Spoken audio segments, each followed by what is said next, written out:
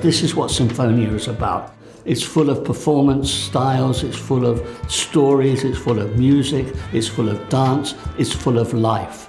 And that's what's inspiring me, the lives of older people and what they can contribute to the world. We're all artists and we're all equal, and everybody makes a big contribution to the piece, whatever their background is.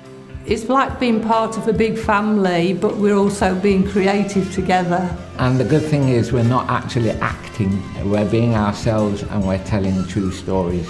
What will ring true to a lot of the members of the audience, they'll probably recognise themselves in a lot of the stories. I want them to feel connected to each other. I want them to feel connected to us. I want them to recognise that older people have got a lot to offer. I want to feel that they can do anything.